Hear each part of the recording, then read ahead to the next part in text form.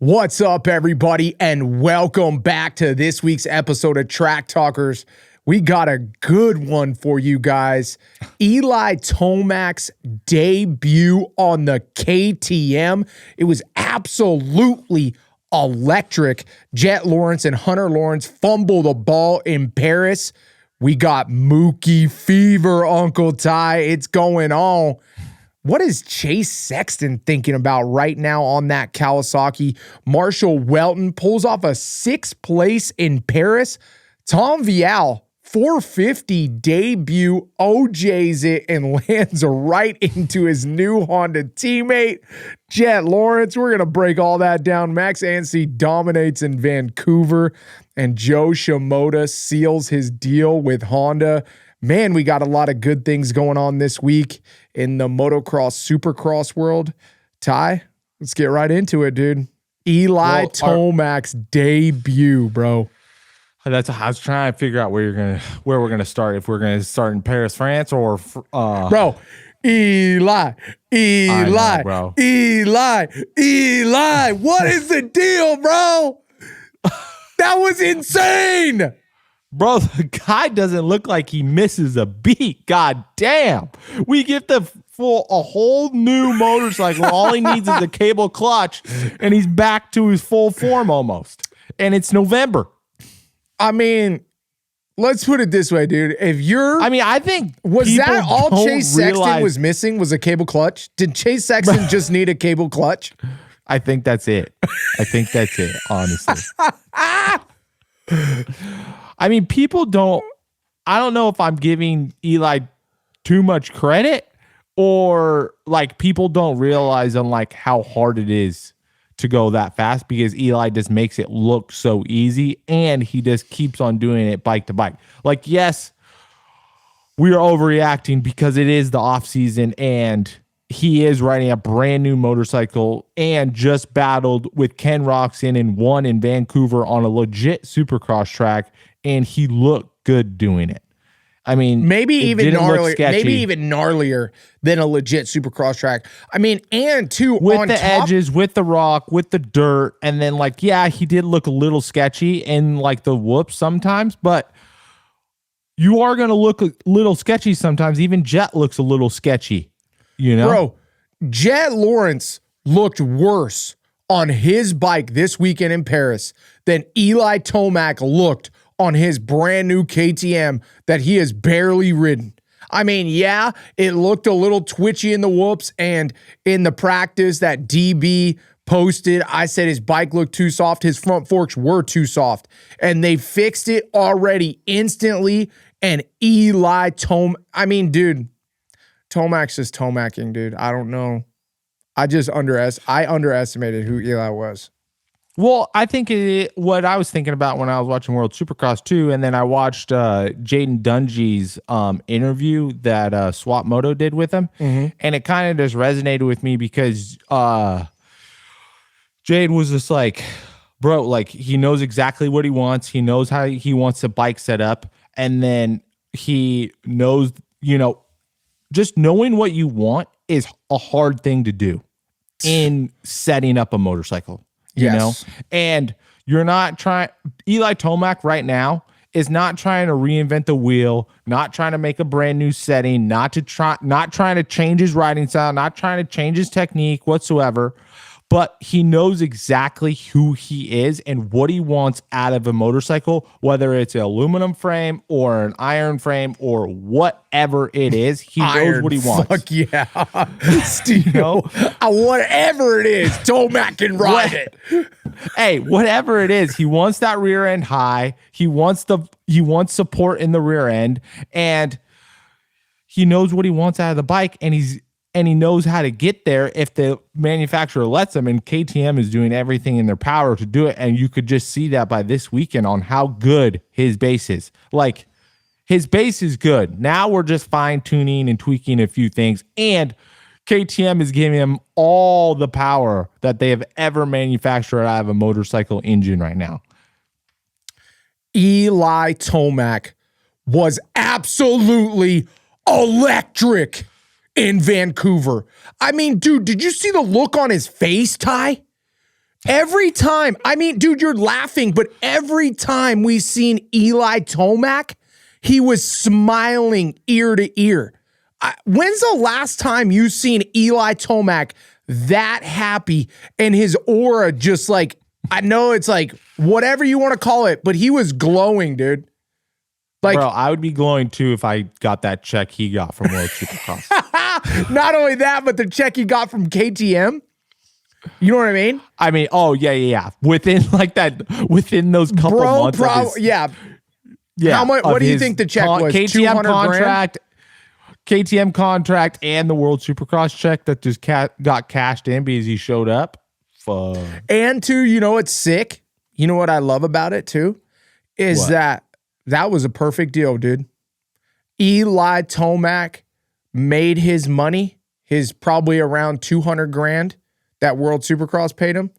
And World Supercross got every penny's worth of that 200 grand out of Eli Tomac. The first debut of Eli Tomac on the KTM. Like, and then he goes out and does that. How far that's going. Yes, I know. Like, he's one and done now, right? Yeah. Yep. Like, that's his World Supercross round? Yep.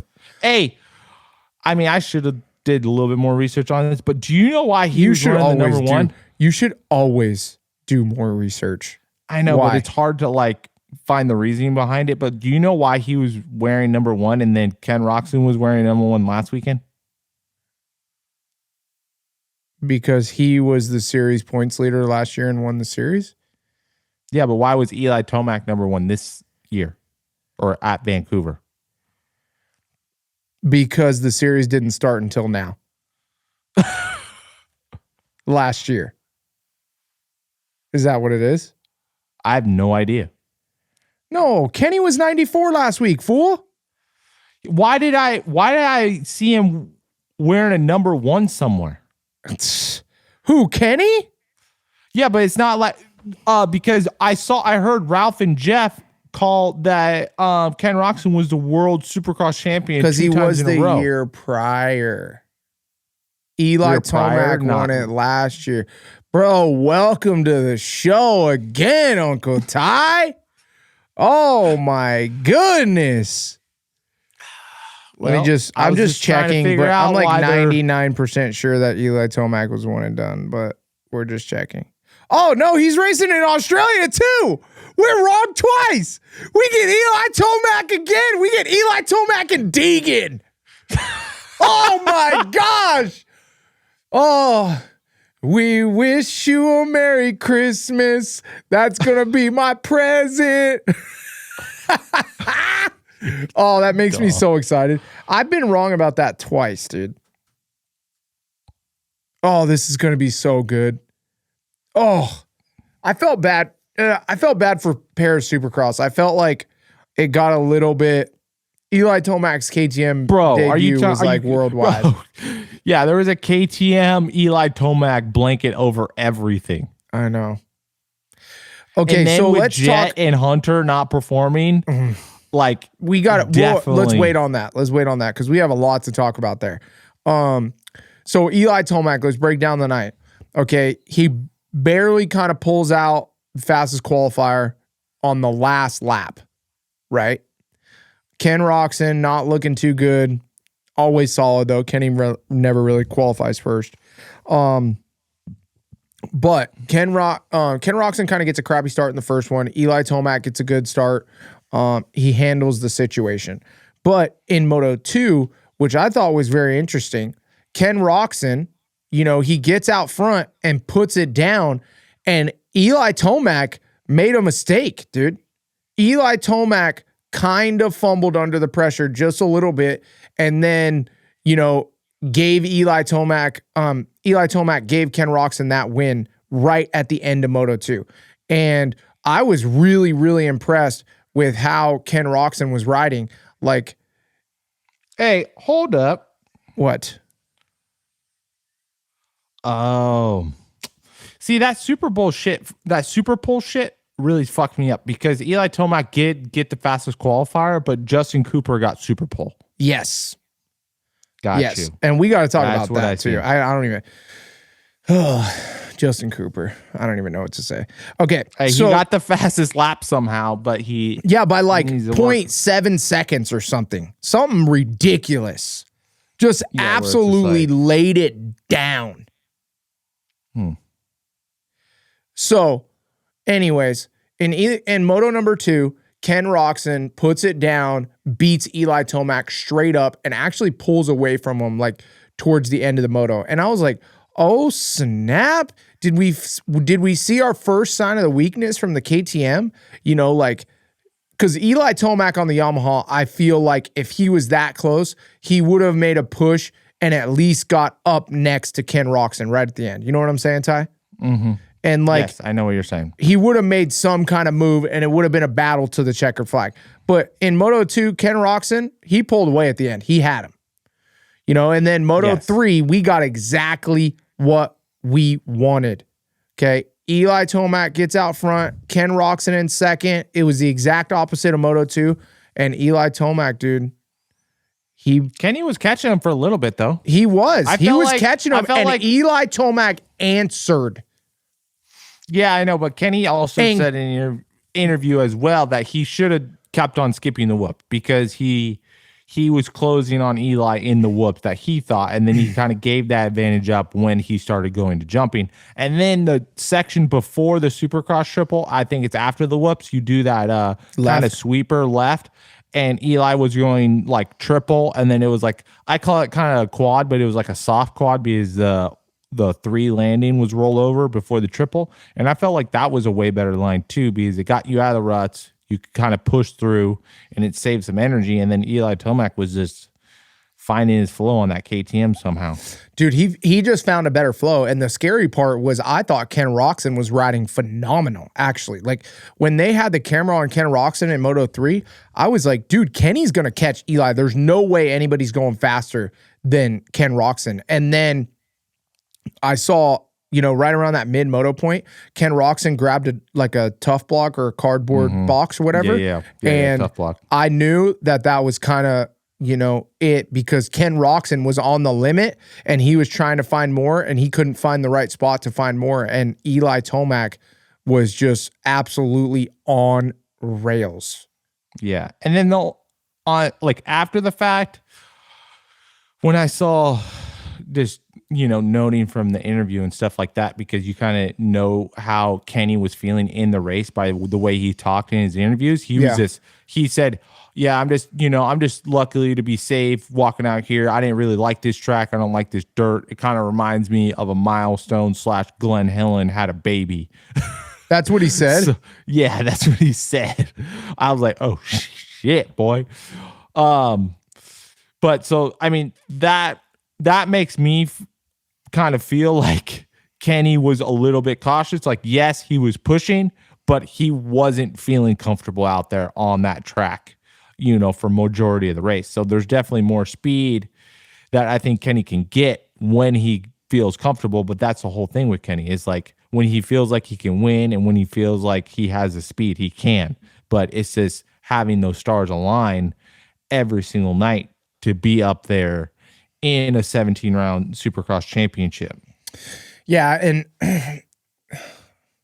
I agree. I agree with you. I think that has to do probably with, I mean, this 5-round World Supercross series, and then with not steep competitions, like a perfect like warm-up championship, I think, for Kenny to kind of iron that out, get the jitters out, get to tracks that he doesn't like and get forced to race and get him in that uncomfortable zone so he can be ready to, you know, race a full 17-round Supercross season. Because that track was freaking gnarly. Dude, that Vancouver track. It was beefy, bro. Yeah. Like everybody was complaining that it looked like a toy Supercross track at Buenos Aires. Mm-hmm. Not at Vancouver. No. They were legit. There was a big ass, like oversized Supercross track. I mean, the triple looked like it was so much dirt. It was like a MX versus ATV video game type of track because it was so much dirt. You know, I mean, the jumps looked freaking awesome once you did them, but I'm sure they were scary as hell to do. You know what I mean? Mm-hmm. Well, especially in the track breaking down with so many rocks and shit, like the close-up shots that I seen of the track were gnarly. Yeah. Well, let's get into the meat and potatoes of this thing. I mean, the whole point of this situation, talking about Ken Roczen, one, he rode a phenomenal race. He just came up a little short, and I'm sure he's going to go home and work his ass off, and that gives him that base. But that was a good Ken Roczen Eli Tomac was mono-e-mono with. And when you get Ken Roczen mono-e-mono on a 12, 8-lap race and you can beat him, I mean, you're going as fast as you need to go to win a championship. Yeah, you don't need to go any faster than that. Those are heat races, and Kenny's really good at heat races. Yeah, I mean, Kenny can beat Jett Lawrence at a heat race in Supercross. Come on. Yeah, let's be real. Yeah. Some of the downsides, I thought the bike looked a little twitchy for Eli Tomac. I think he got better on the bike as it went on, and they definitely progressed the setup on the bike as it went on. It, like you said, it looked a little twitchy in the whoops, and then it looked a little twitchy kind of like coming into the corners, like on the hard pack shit. Like it looked like the front end was like a little knifey and wiggly. I think I kind of attest that to him still learning the bike. Yeah, and probably still learning the setup a little bit too, right? Well, and to still really feeling that bike out and feeling when it lets go, when it's gonna fucking start pushing and stuff like that. Like that takes a while, but he'll figure that out. I mean, dude. I mean, realistically, let's estimate of what do you think he has on the bike? Probably a month. For super motocross and supercross, a full month. Well, I mean, I heard he was riding the bike before SMX, but that's not actually riding the bike. He just rode the bike once or twice. Yeah. Mm-hmm. But still, I would say he's about a month in on the bike. Yeah. Full month, 4 weeks. One of the things he definitely did was keep it twisted. And you can do that by drinking Twisted Tea, one of our show sponsors. Thank you guys so much. Dirt Trick Sprockets, Stan Benson Racing, a Churbis, California Coast Plumbing, and X Brand Goggles. They all support the show. Support them. Go grab something from their websites. We really, really appreciate it. Guts Seats as well, and SKDA also supporting us. They're just freaking all awesome products, and we love them. But Eli Tomac, for where he's at right now, I mean, it's pretty incredible. And it looks like to me, from what we just saw, that he's super, super happy. He loves where he's at. He is good on the bike, and he's still fucking fast as hell. Well, yeah. And that means that all you Eli Tomac fans out there, you could be fighting for a championship come 2026 in Supercross. That, to me, just today, told me that this is not retirement top 5 year. This is, I can still win this championship and do it on this bike. I mean, but did you think about it realistically? Did you think that Eli Tomac had the possibility of sucking? Sucking meaning fifth.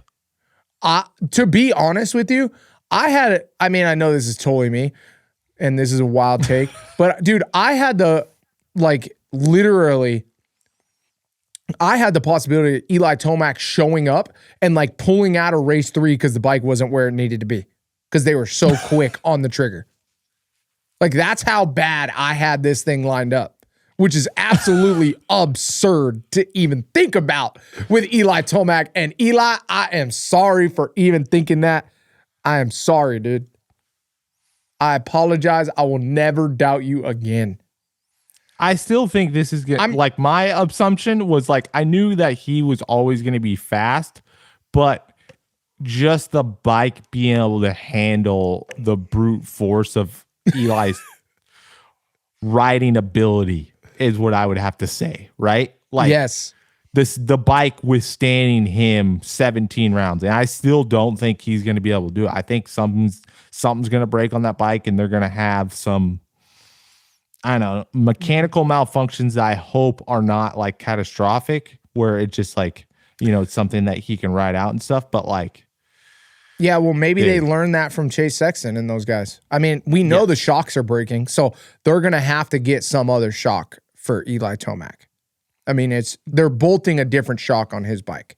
With the shock problems that those guys have had, and Kira, Chase Sexton's dad, selling his KYB practice setup and seeing Jorge Prado's shock completely broken at the KTM test track, like a couple weeks ago. Mm-hmm. I mean, you have to think they're like, no, we're just going to run a completely different shock on Eli Tomac bike, especially after this weekend. They're like, Ian Harris and Roger DeCoster and fucking everybody's like, dude, we have to do anything this guy wants. Right? Yes, but Adam, you logically thinking about like the shock problems is probably something that they're trying new. No, dude, this has been going, I've heard from behind the scenes that this has been going on like since, Chase kind of got on the bike this year. And that's a rumor, by the way, y'all. That's a rumor. It's not a fact. I mean, I'm just saying if there's shock problems, Eli Tomac's going to figure out what the problem is real quick. Or they're going to go, no, we're not going to let this guy have a problem. We're going to give him something way, way better. That's for sure. And then maybe back it down. Why wouldn't they just start off with that? They already did. I think they did. I hate the way you think. Oh yeah, let's give these guys this mediocre setup that might be better than our absolute guaranteed setup, and let's go try it. No, they're not doing that. No, dude, I guarantee you, with all the problems that those guys have had. I mean, Tom Vial, dude, said at the end of the Supercross that he pulled off the track because he didn't feel safe on his bike. That was his quote. Jorge Prado did the same thing on Cali, dog. He basically didn't even qualify for the fucking last outdoor race. I mean, you got a very, very valid point. But either way, what I'm trying to say is, and we're talking about KTM factory machines here that want to race at the highest level and want to race what I'm wins. trying to say here, Uncle team. Ty, is that they had problems for sure for this entire year. And they said, we're going to build something a little extra stout for this absolute behemoth of a fucking rider, Eli Tomac. We're going to put an extra couple millimeters of freaking aluminum or cast steel on this shock body to make sure this shit don't blow out. I mean, am I wrong? I don't think they're doing anything different other than trying to be very attention to detail with Eli. You're smoking the reefer, buddy, if you think they're not doing anything different for Eli Tomac. Well, I know they're doing a lot different for Eli Tomac, and there's probably a little bit more leniency. Especially now, they're doing way different shit. And there's facts to prove it, like KTM has never had a cable clutch, period, since they're like 65. Yes, and you're trying to tell me they're not giving Eli a special shock? And they gave him a cable clutch. It didn't even exist. Dungey probably was on a hydraulic clutch back then, dog. He was. That's what I'm saying. What year? Okay, repeat the year that they had a cable clutch. I mean, dude, we're going way back. That's what I'm saying, dude. They will do anything. The 125 still had a hydraulic clutch. Anything. The Zach Osborne, when he was riding a KTM 85, they probably had the hydraulic clutch. Yes, I know. So the point is they will do anything for Eli Tomac. And rightfully so. Look at him. No complaints, smile on his face, whooped that ass. And he knows what he wants, and it's proving what he wants is the right direction. Yes. Whew. All right. Well, that brings us. Anything else about Eli, Ty? No, I'm done talking about Eli. Okay, well, that brings us right into our next segment of the show. If you're Chase Sexton, what the fuck are you thinking right now? Dude, he doesn't give a what are you thinking? F. You don't think so? No. You don't think so? Chase Sexton is just like good riddance. If he cares at all on how Eli's doing right now, yeah, like he's in the wrong headspace. He's already beat at A1, bro. He's going to be 5th. I mean, we know Chase Sexton ain't going to be 5th. That's what I'm saying, though. Like, I guarantee you probably like he looked at the results that popped up on his news feed because he likes dirt bike shit. He's like, damn, I was really hoping he would suck.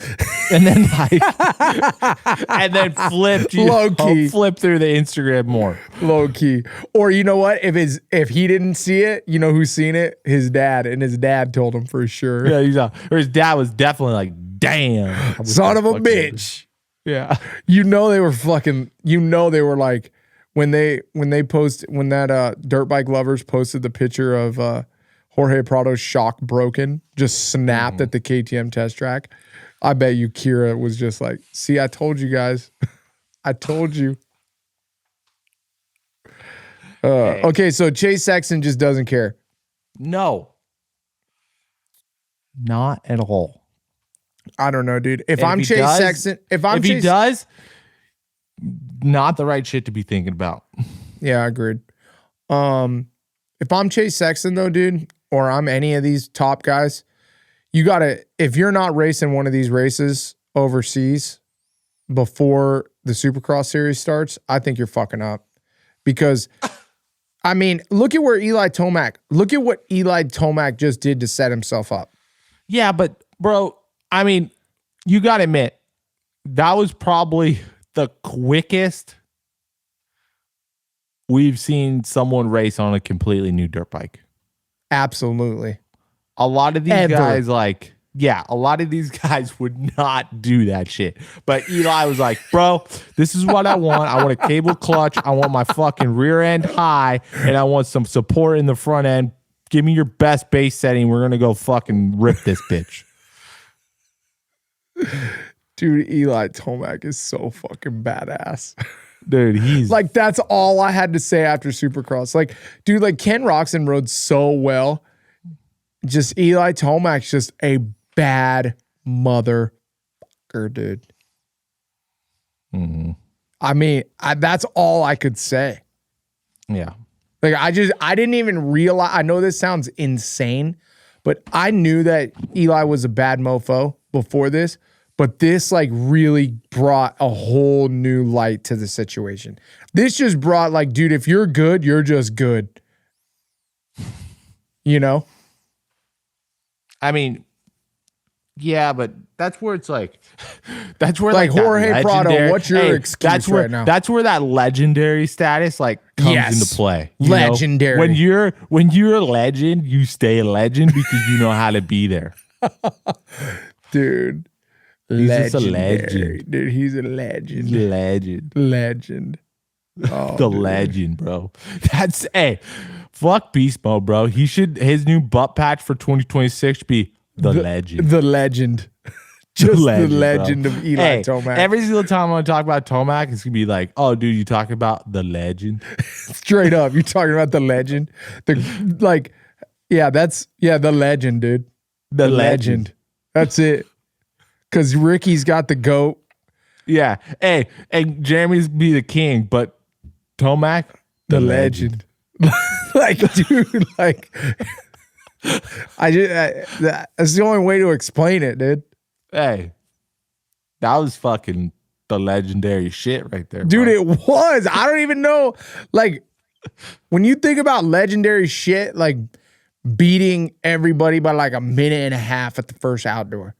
When you think about legendary shit, you think about somebody wheeling a half a mile of Daytona whoops, skipping them on their back tire only. Hey, when you think about legendary shit, bro, going 1-1 on your first 450 outdoor race, bro. When you think about legendary shit, you switch completely two different bikes in a month and fucking go out and win, dude. I mean, who does that? Jeremy McGrath switched to Suzuki, dude, and it ended his career pretty much almost, right? I mean, KTM did, if we want to really, Bud Light KTM, dude.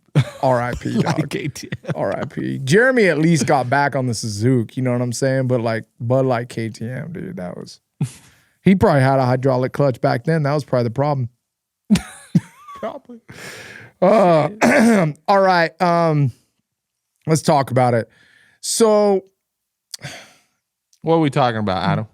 I don't even know how to set this shit up. Let me set this up. All right. Are we sticking with World Supercross? No, we're not. So let me set this shit up. So I'm gonna pay a rider, one rider, probably around $4 million. Mm-hmm. Okay.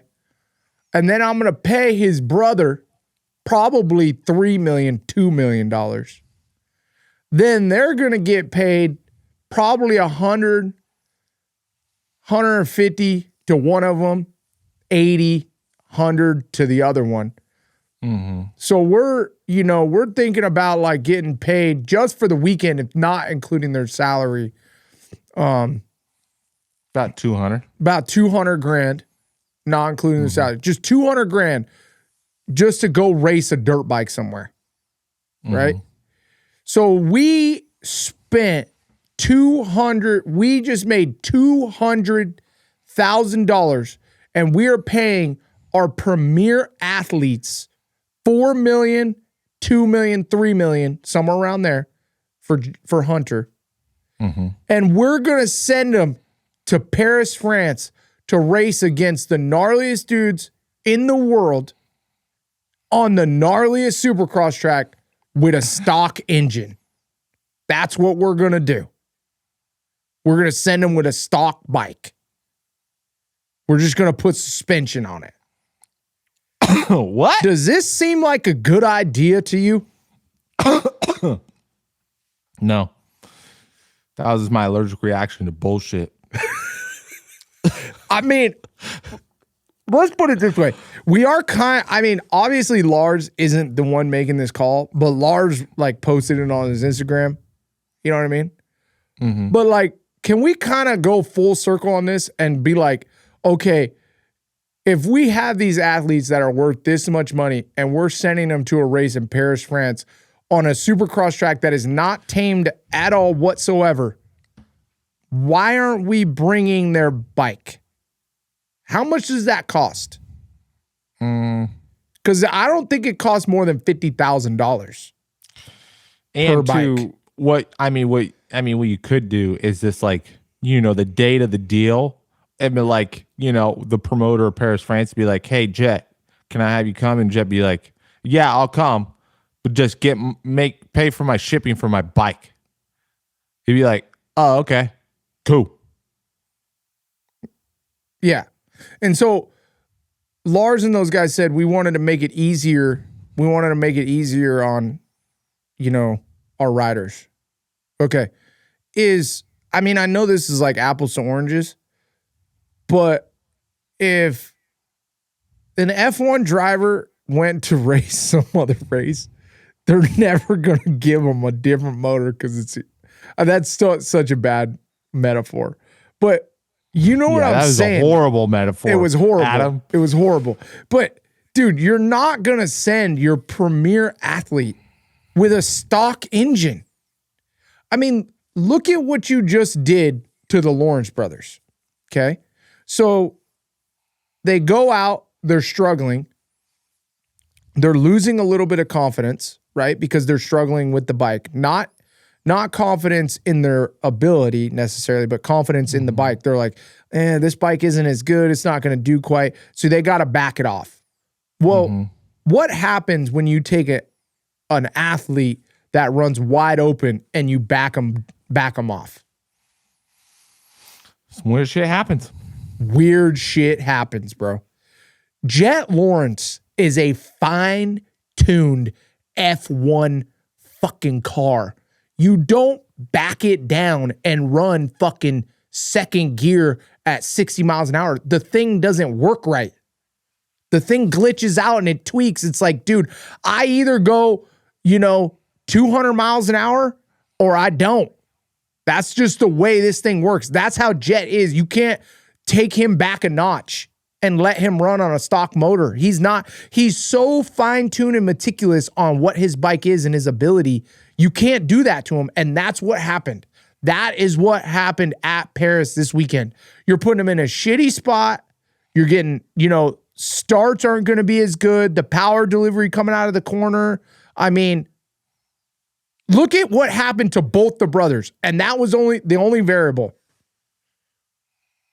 Yeah. It tells me that they suck without a factory dirt bike. That's not fucking true. You're such a cocksucker, bro. That's so fucked up. They suck without factory bike. That means anybody could just get on a factory bike and probably win. Put Marshall on, bro. Supercross. You'd be faster than Jett, dude. Bro, I mean, I think he beat him first night. Marshall got 6th place in the first night. What's up? Hey, what's up, boy? Dude, that's not bad at all. No, going back to the stock motorcycle thing, yeah.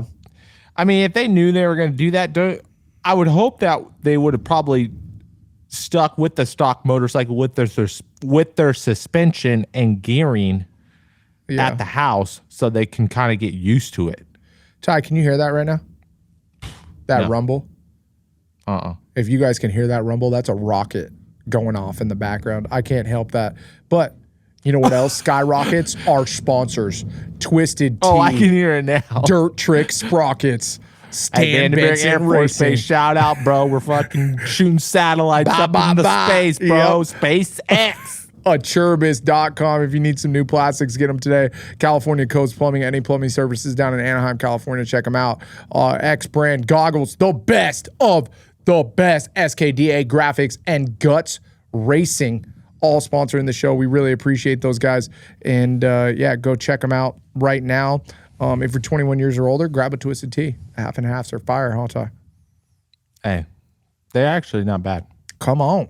They're actually not bad. Hell yeah. Hey, that's saying a lot for me. Yep. I don't really drink. Come on. All right. So back to it. Go ahead, Ty. Dude, back to the stock bikes. So they definitely brought their suspension, right? Oh yeah.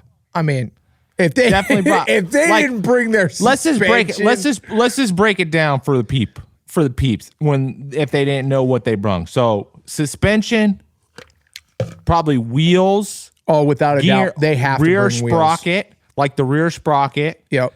And then bars, triple and clamps, like levers. And then did they bring like a front disc?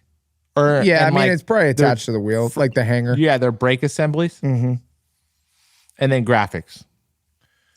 And probably and ECU and pipe. ECU and pipe. Yeah. Yep.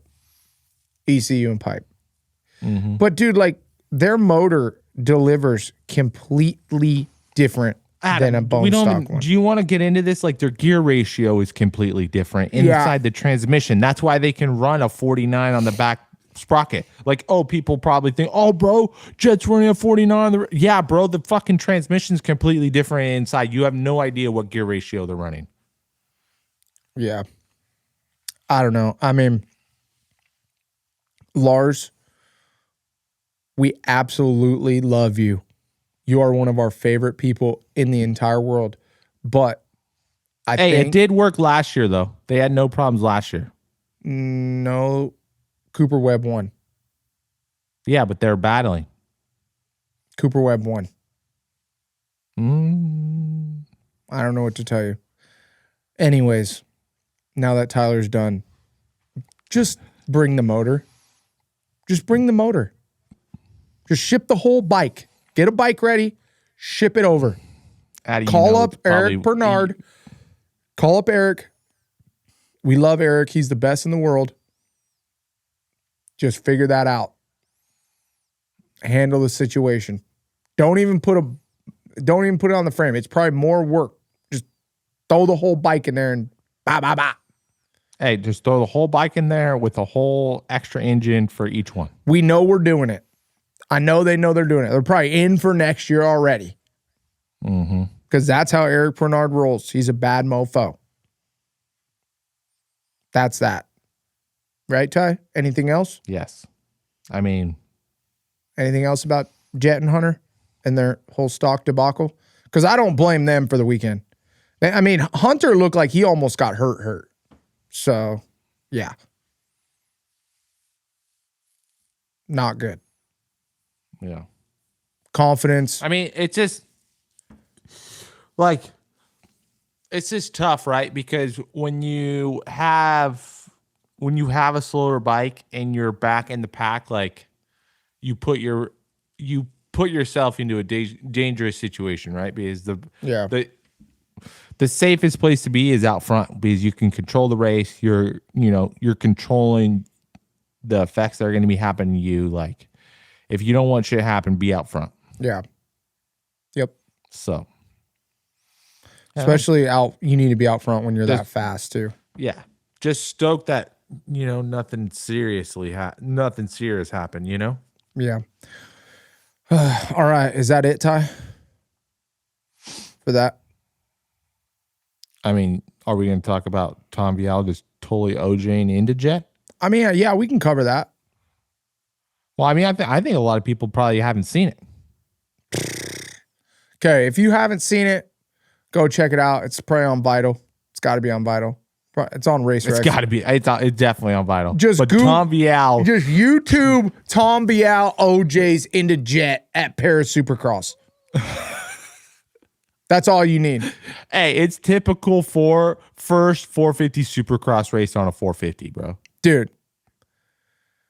Just got a little too excited and just got a little too much in the transition. She launched her into the next one.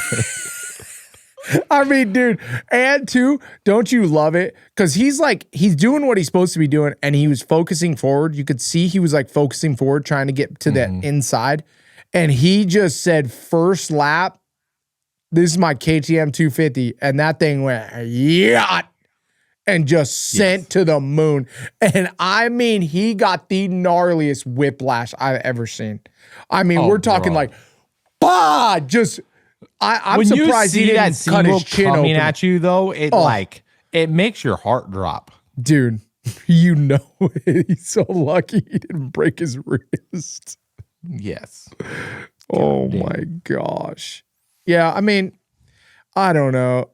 To me, that was no big deal. Tom Vial looked really good on the new bike. He looked good on a 450. I think that was a fantastic move for Tom Vial. You know what I mean? Go over there. Maybe it's not. Maybe you just let yourself mature in the 450 class in Europe where you're really, really comfortable, and then you come back.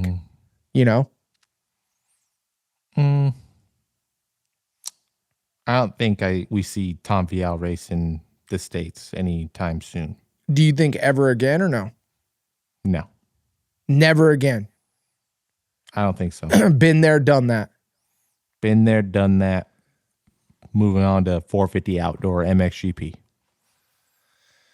All right. Well, yeah, it happens to the best of us. No big deal.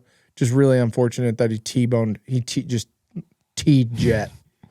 Hey, Honda crime, bro. I don't know what the odds of that are, but whatever. Absolutely wild.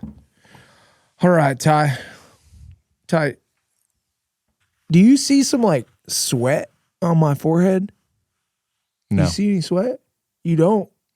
Nope. I think I got a temperature. You want to know why? Why? Because I got Mookie fever, baby. Oh, that was sick, dude. I mean, talk about just what you want to see. In Supercross, there's things that we dream of in Supercross. One of them is watching Mookie come away with a 450 SX win. And the other one is seeing Aaron Plessinger win and win a championship. Those are the two most wanted things by fans in all of Supercross. You just can't go. Oh my gosh. Elon Musk just backed it in, dude.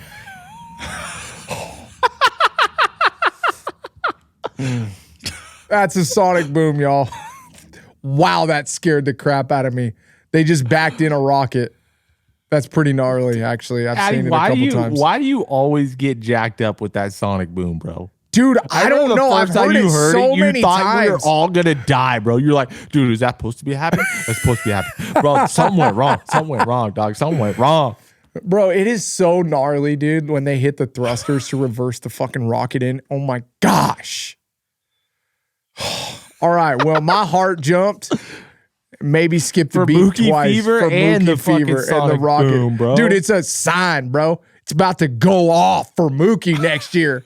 That's what the sign is. I'm telling you, dude. Mookie passed Jett and passed Cooper Webb to pull away.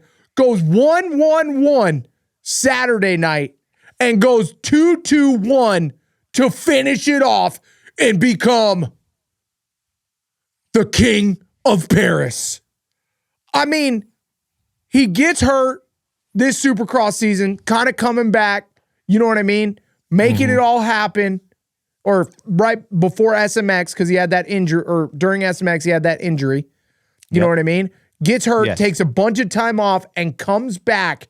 And in the RacerX article I read, he said he was surprised himself that he was going this fast.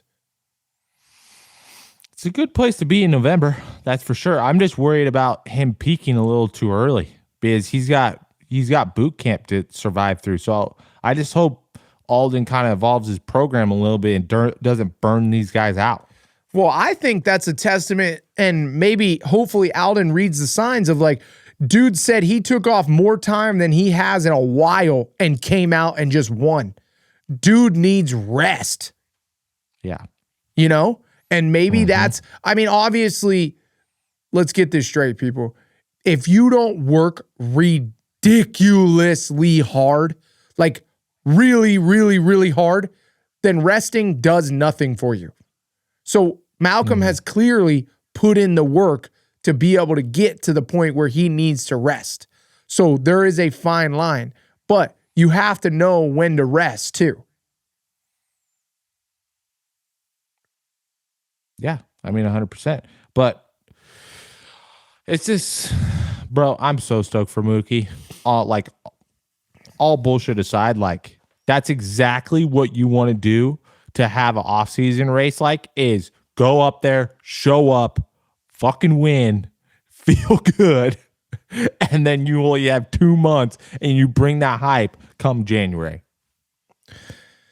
I mean, it's just so good for Mookie. This is just so good. This is exactly what he needed. I mean, this could make it to where he could be in the fight for the championship for a little bit. You know what I mean? Like, I don't think he'll end up. Yeah, if he starts off hot. Yeah, I don't think he'll end up being in that, like, longevity fight at the very end. But, you know, we could see Malcolm with a red plate. Like, that's what that looked like to me at Paris. Like, at some point in the season, Malcolm could end up with the red plate on his bike, which would be huge. I mean, yeah, he might turn another page this year and fucking get 2 wins, you know? Yeah, because that means to me, if he can get the red plate next year and he stays healthy, then that means the next coming year he could be in the fight for the championship. And then the year after that, he could actually battle for the championship down to the wire and either win or lose. What? You just simplified 3 years? I think if he goes on this track, I think in 3 years he could win a 450 Supercross championship. Motherfucker's almost gonna be 40, bro. No, he's not. You're wild for that. I'm pretty sure he's either the same age as me or a year older than me. In 3 years from now, he's going to be on the other side of 35. So, yeah, he's going to be almost 40. Hey, Siri, how old is Malcolm Stewart? He's not going to be almost 40, dude. He's on the other side of 30. He's 33 years old. He'd be 36. Hey, what's his birthday? October 27th. He just turned 33, fool. Yeah. So 3 years from now, he's going to be 36, almost 40. 36 is not almost 40, bro. That's 4 years away from 40. So what? He's a lot closer to 40 than 30. He's 1 year closer. He'd be 1 year. I'm not fighting with you over this. This is stupid as shit. I'm just saying. I don't know. If we're rounding up, I would be right. Okay, what's your timeline for Mookie then?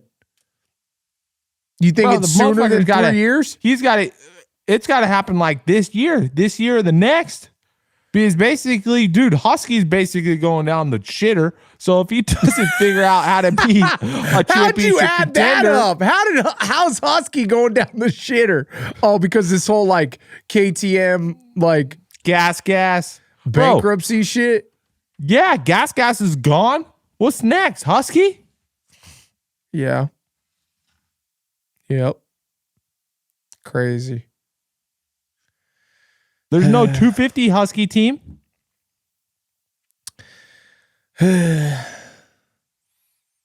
we got RJ Hampshire and Malcolm Stewart, dog. Bro, that's a tough team. Come on. That's a tough team. Talk about two guys feeding off each other, huh? Mm-hmm. Malcolm Stewart and RJ Hampshire fighting for the championship. Be some crazy shit right there.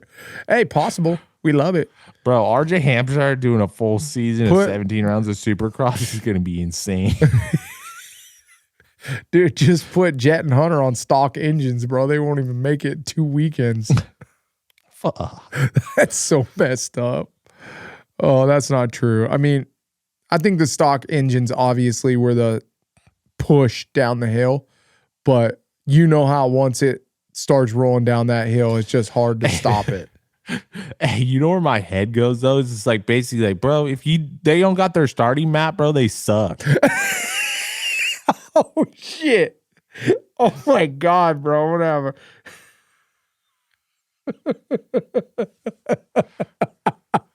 They're like straight. Bro, they're like the first dog. Like Gen Zers on the factory bike, bro. All they do is look at the light and make sure it's green and then drop the clutch. They don't even do anything, bro. Jett just like, oh my gosh, bro. That shit. What's Jett and Hunter's trainer's name? It's not Bradshaw. God, I know it. This is so bad. Who is it, Ty? Gosh, such a bad mofo. I should be just sent to the grave for not knowing this. Do you know who it is? What's his name, dude? Hold up. Oh my gosh. You fucked me up with that Bradshaw last name. I know, dude. I shouldn't have said Bradshaw. I knew it because it's not Bradshaw, but it's dude. It's the other motherfucker who just like Bradshaw. I know. Like hard ass motherfucker, just like Bradshaw. It's not. It's like that era though. It's not Mike LaRocco. It's Johnny O'Mara. Yes. But either way, I mean, the joke's gone, but I was just going to say Johnny O just like gives like digital cues to Jett what to do on the track. And he just does it. Jump, skim, turn, quad, triple, quad. Just like, okay, brah. Sucks without his electronics, dude. Just sucks. Ty said they suck without their start maps. Oh, for all you people listening out there, that is so not true, dude. These guys are really, really good. Ty's bullshitting. Like, this is sarcasm. I don't know if you guys are picking up on it or not, but these guys are really, really good, and they can do it without. I mean, look at, they were competitive. Jett was competitive with Malcolm Stewart on a stock motor in Paris night 2. You know what I mean? He made it work. He adapted, made it work. But either way, I mean, Malcolm still did win the last moto, so I don't know what you're gonna say. Yeah. Anything else? I mean, I got a bunch of other shit to talk about. All right, what's next? Your favorite thing. The World Supercross broadcast. Great job. We're going to leave it at that. I love how much, I will say this, I love, now that I'm like a analyst or whatever, and there's like the analyst and the play-by-play role, I see other stuff, and it is so funny to see how much Ralph was stepping on Jeff Emig. Oh my God, bro. How everybody was stepping on everybody. Dude, Ralph was like, dude, I haven't been in a while, coach, and I'm ready to take the whole thing, baby. Ralph was just the MVP of the night, my boy. But outfits were better. The broadcast was better. I watched the whole thing. You know what I mean? Round of applause, World Supercross. You guys really did turn it around this week. Everything was so much better. The microphones were doing some weird shit, but we're not going to judge you on that. Everything was awesome. The echo was gone. You know, everybody definitely seemed like they were flowing and doing a lot better, didn't they? Yes.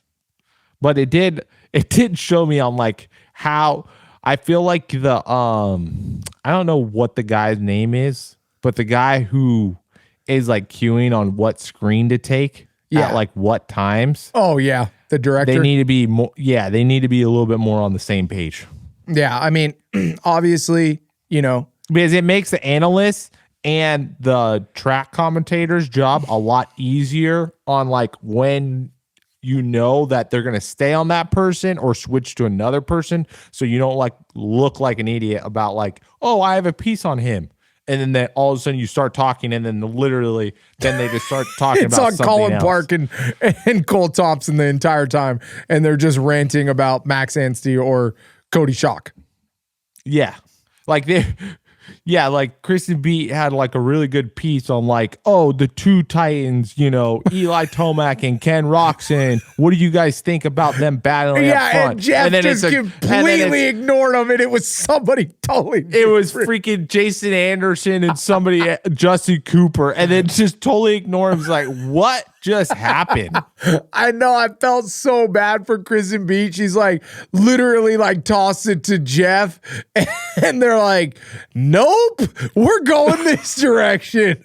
Ignore that like it never happened. Like, they'll get it dialed up. I mean, dude, the amount of improvement from 1 week to the next was pretty incredible. I know, but yeah.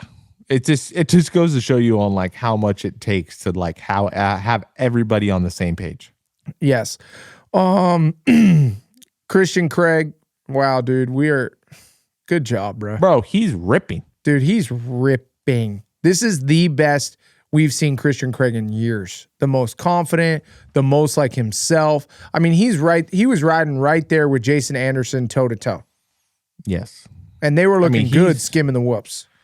Yeah.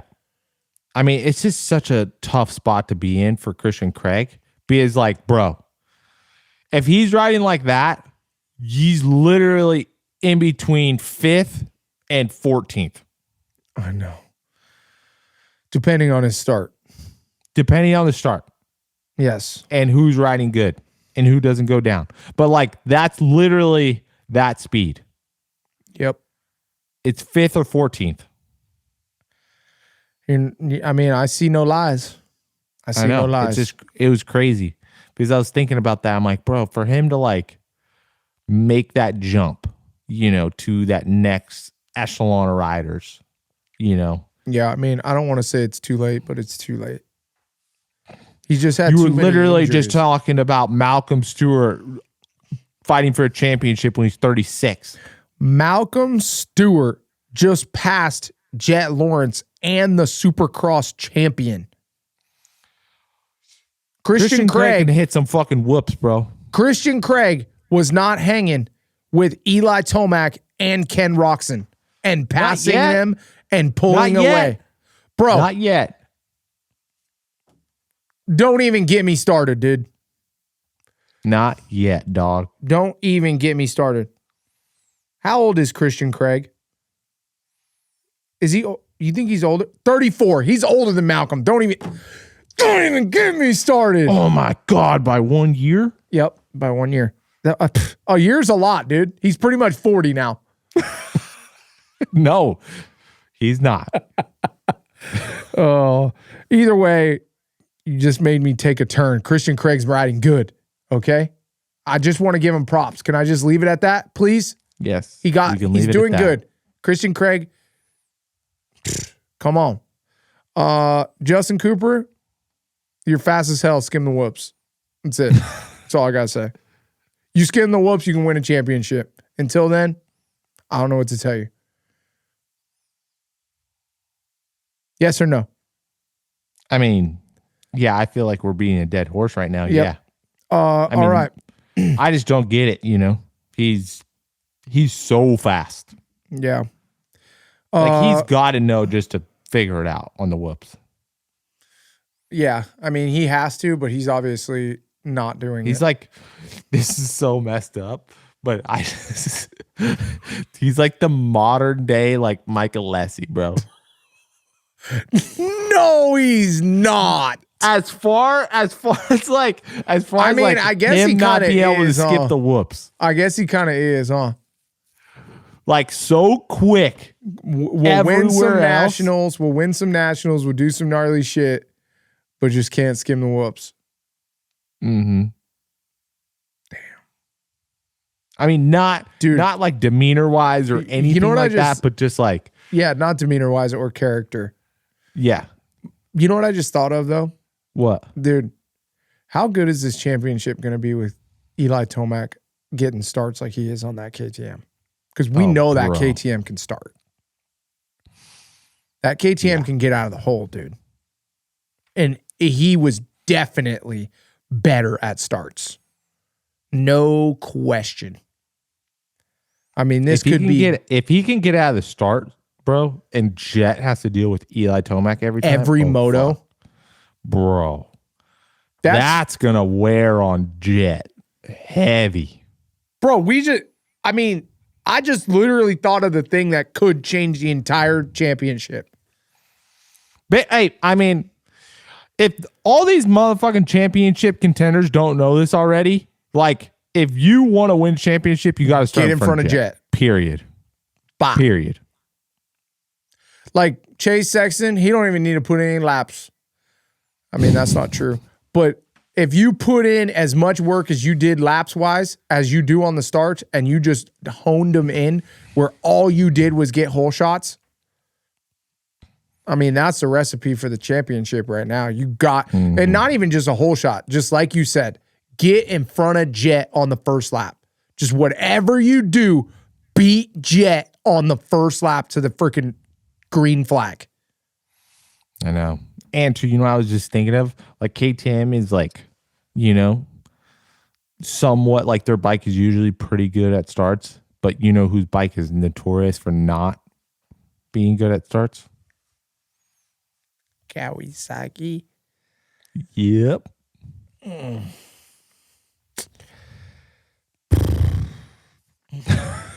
All right. Well, Max Anstey completely is dominating that shit. That's cool. Great job, Max. We freaking love you, dude. And he's all sick and shit. You hear his voice. He's like, yeah, quiet, mate. I just trying to get the job done week in and week out. Just trying to just be better than I was yesterday, mate. You got like half a voice. Goes out and whoops that ass. Dude, Cody Shock, he's got to win eventually, right? Are we going to win? When are we going to see a main event 250 win from Cody Shock? How many races or years is it going to take? Because it feels like it's coming. Yes. I mean, bro, the boy's going to be getting close this year for sure. He's going to be getting close. Yeah, but the problem is, bro, either coast, bro, he's got some heavy hitters. I know. You got Deegan. You got fucking Cole. You got Joe Shimoda. You got Seth Hammaker. You got Levi Kitchen. Dude. I know, but dude, Cody Shock, Max Anstey. You got Max Anstey now too, right? You got Nate Max Thrasher. Anstey. He'll win one. Motherfucker always does somehow.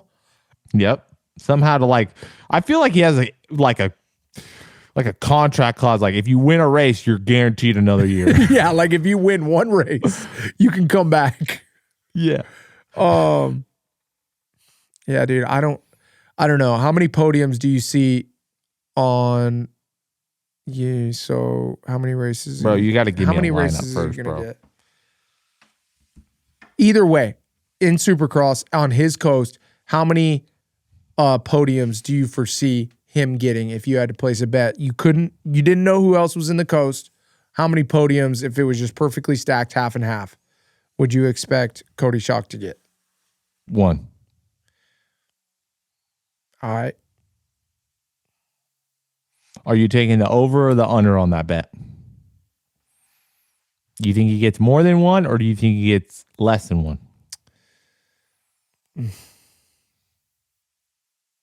I want to take that exact bet, but if I had to bet away, I'd go over. Just because I know that how much the 250 class thins out by the end of the year. You know what I mean? I know, but... And I'm expecting... Yeah, but you Cody got 3 Schock. shootouts. Yeah, I'm expecting Cody Schock to get only better. I mean, Cody Schock was hanging. And with this being said, I don't know how hard Max Anstey was pushing. You know what I mean? But Cody Schock was there, dude. Cody Schock in that last moto was catching Max Anstey, and then he made a couple mistakes, and they stayed right neck and neck. I mean, it was not far off at all. Cody Schock, and he wants to win.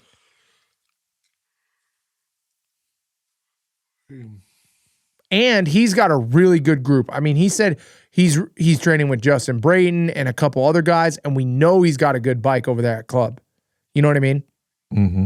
Like without a doubt. He's got Chad Reed. Yeah, I mean, he's got all the good pieces over there, and he's on the same bike. He has to step it up a whole nother notch to get in to be another podium guy for more than twice. Yeah. Yep.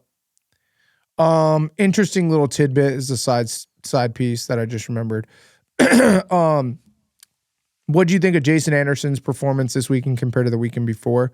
And then what do you think about Jason Anderson saying on the podium he really just appreciates PMG Suzuki letting him be who he is and giving him the opportunity on the team? I think that's the perfect place that Jason Anderson wants to be. What does that mean? Do you think that means he's going to be better than, you know, like what are you expecting out of Jason Anderson in the 2026 season?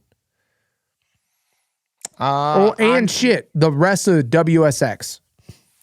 I'm expecting Jason to get probably a couple wins by the end Of WSX? Mm-hmm.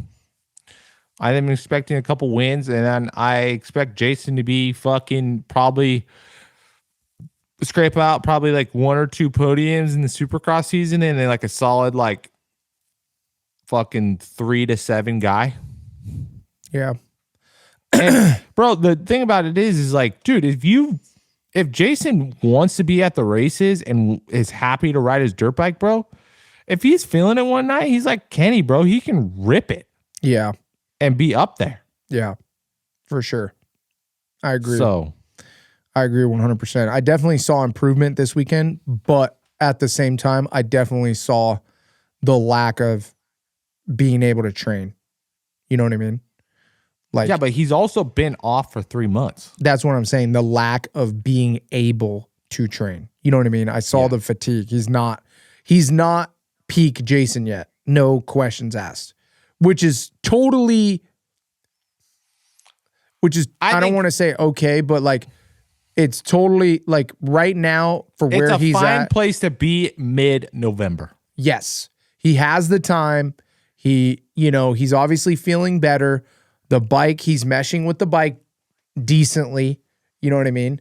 And yeah, I mean, he's got to put the work in though. You know, that's the one big thing. If he don't want to put that championship work in, he's not going to be on the podium this year because those guys are just too gnarly and they're too fresh and too young. You know, you got Chase Sexton, just absolutely behemoth of a specimen. I mean, that kid athletic wise is just insane. You got Jett Lawrence, the freak. You got his brother Hunter that is just watching every single step of the way like a perfect roadmap on how to win a Supercross championship.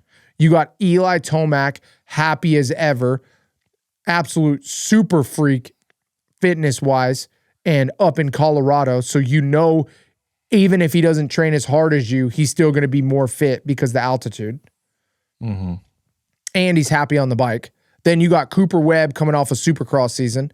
Then you got Malcolm Stewart, who just won Paris and is going to have a bunch of confidence coming into Supercross. You got Justin Barcia, who's on a new bike, and he'll be excited. And he won Anaheim a bajillion times. Then you got Jorge Prado on the KTM that he's always wanted. And then you got Aaron Plessinger, who's fresh. Aaron Plessinger, 3 or 4 months hiatus. Hopefully, if he's 100%, he's going to be really good. Yes, really good. You got RJ Hampshire, the rookie in the freaking 450 Supercross Championship. Dude, I know this is messed up, and I really like Jorge Prado, but he's going to be 10th all day long. I mean, just straight up, 10th place. I don't think the reason why he's not going to be 10th is because he's a good starter. He's 10th. He's going to Vince Freeze himself into some good positions. Dude, I am sorry, but the KTM is worse than the Cowie is in Supercross. All right. Well, it doesn't matter if it's worse. If he thinks it's better, he's going to do better. Because obviously he's a mental case. Yes, that's 100% true. I will give you that. If in Jorge Prado's eyes, even if it's worse, if he thinks it's better, he's going to go faster. No questions. Yeah. Well, do you want to make a bet that he gets better than 10th this Supercross season? No. In November? I will make a bet with you, though, an average of his positions, not his championship points, an average position for the year for Jorge Prado will be 10th. What do you want to bet on that? What? So 10th and below, this is your bet, is your average position. No. My bet is 8 to 11. You're so full of shit. Come on. Dog, okay, fine. Fine. 9 to 11. No, 10 and below. No. Okay. The bet is average place of 10th for Jorge Prado for this Supercross season. Not points, average place. No. Average position. What's your average position? You get one spot. No. Yes. If I get one spot, you get one spot. You don't just you get better 9 through 1. You get 10 through 20. No, I don't like that bet because it's going to end up being 8 through 12. 8 or 12. It's going to be one of those. It ain't going to be better than 8. I'll tell you that. You want to take that bet? What? At 8 or below. I'll take 9 or below. 9 or under. Okay. Average finish. What's the bet? I don't know. $100. Sure. $100. $100 it is. All right. Joe Shimoda. Nice job, dude. Way to ink that deal in with those guys because he's going to win it. I think he's going to win a championship this year. He just looks like that type of dude right now. I mean, when you step on that 450 and you're that comfortable, come on. Bye. 2-year deal, Joe Shimoda with Honda once again. He said in a little quote that he really wanted to sign with them. They've taught him so much about the dirt bike, how to set up a dirt bike, and they've really opened his eyes to like a whole new light of testing and figuring it out and just, finding what he wants and figuring out what he wants, and he wants to stick with them and learn more and stay with Honda and try to win a championship. So I think that was a good move. Yeah, barely. That rocket got me. Rocket got you. That rocket got me. But yeah, Joe Shimoda, good move. Right, Ty? I mean, that's across the board. That's an easy. I mean, we already knew that was going to happen, right? Easy win. I mean, we didn't know it was going to happen, but yeah, easy win. Anything else?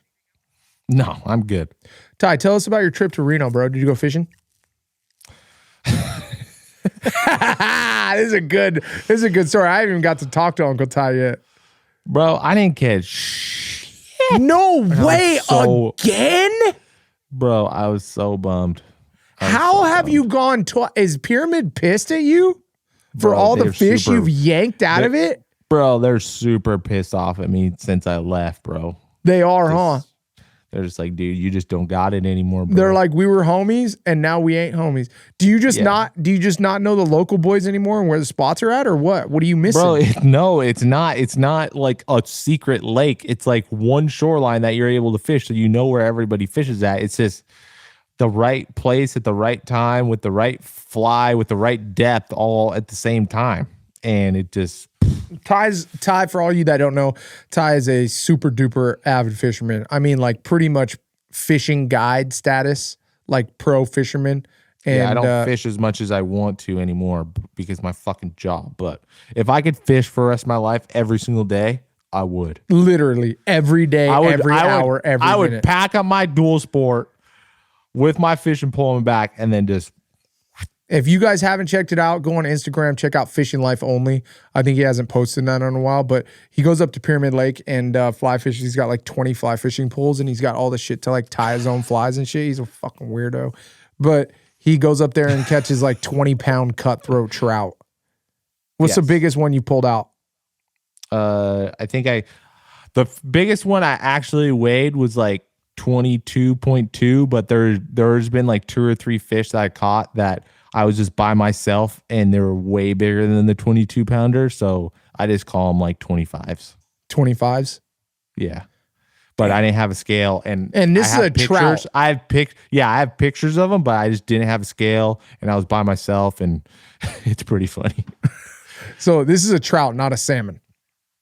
No, this is Pyramid Lake up in Reno is like one of the only spots in the whole entire world that these Lahontan cutthroat trout live. Bro, that rolled off through your tongue so crispy. What was it called? It's the only place in the whole world. It's the only place in the whole world. And I used to live there and I loved that lake. I used to fucking fish there all the time when I'd go work or do riding lessons up there when I ran the track up there. And now I live, 4.5 hours away. So I have to go up there on the weekends. But yeah, it's the only place in the world that these trout get that big. So it's definitely a cool place. And you've went twice since opening day and gotten skunked both times?